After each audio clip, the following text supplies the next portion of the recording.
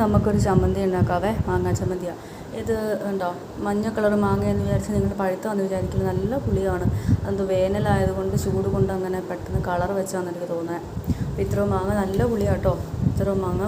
പിന്നെ ഇത് ഒരു ഉണ്ടമുളക് കിട്ടി. ഇത് നമ്മുടെ വീട്ടിൽ നിന്ന് തന്നെ കിട്ടിയ മുളകാണ്.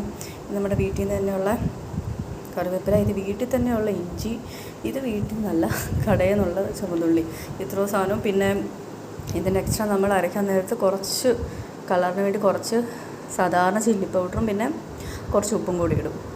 തേങ്ങ ഇടുന്നില്ല, ഇടാതെ നമ്മൾ ചമ്മന്തി അരച്ച് നോക്കുകയാണ് കേട്ടോ. അപ്പോൾ നമുക്ക് ട്രൈ ചെയ്ത് നോക്കാം. അപ്പോൾ നമ്മളിത് എല്ലാം മിക്സിയുടെ ജാറിലേക്ക് ഇട്ടിട്ടുണ്ട്, ഞാൻ നേരത്തെ കാണിച്ച ഐറ്റങ്ങളൊക്കെ.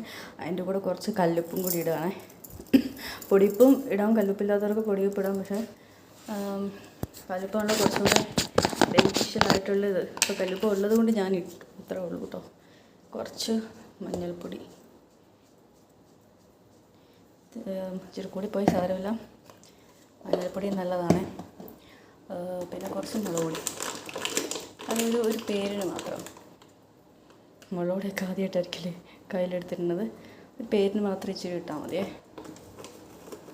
കുറച്ച് മുളക് പൊടി ഇട്ടു. നമ്മൾ അരയ്ക്കാൻ പോവാണ്. നമ്മുടെ ചമ്മന്തി ഇതേ അരച്ച് ഇതിനകത്ത് നിന്ന് എടുത്തത് ഈ ഒരു മണ്ണിൻ്റെ ഒരു ചട്ടി, ചെറിയൊരു ചട്ടി.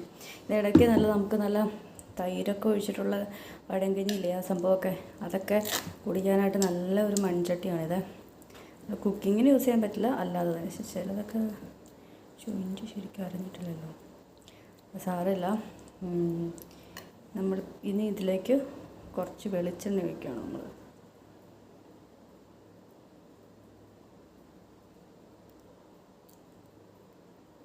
കുറച്ച് മതി. പിന്നെ എരിവ് വല്ലതും കൂടുതലുണ്ടെങ്കിൽ അതിനെ ഒന്ന് റെഗുലേറ്റ് ചെയ്യാൻ നല്ലതാണ്.